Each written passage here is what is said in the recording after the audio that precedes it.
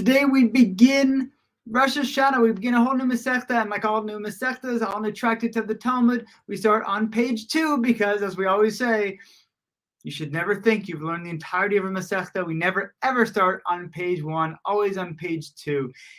So what do we have on page 2 of Rosh Hashana? So we're talking about the different times that we keep the new year in Judaism. We actually have different New Years for different things. We say that there are 4 different New Years that we go through. So we have the New Year's at Rosh Hashana, but we also say that Passover is in the month of Nisan, which we count as the first of the month. So Rosh Hashanah is the beginning of the year, but it's in the 7th month. Kind of weird, huh? So we actually have 4 different ways that we keep the year.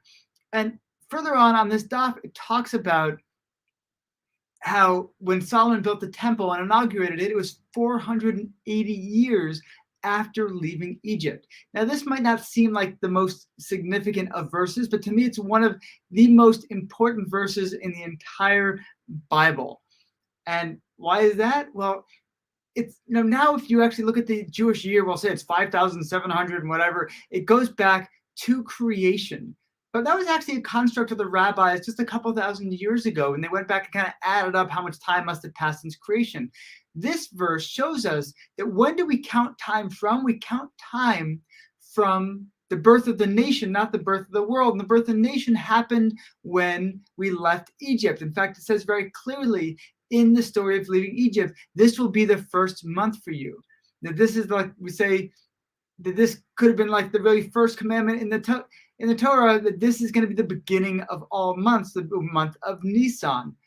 And you might think that that's referring to the cyclical year, that Nisan is always going to be the first month of the year, which it is.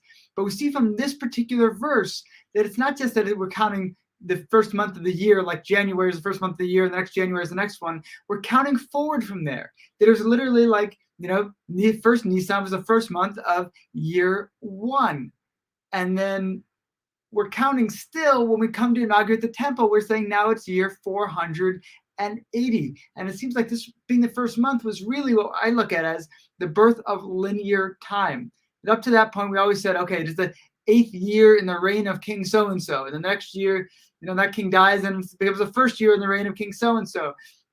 But it's not cumulative. It's not moving forward. It's not moving towards anything.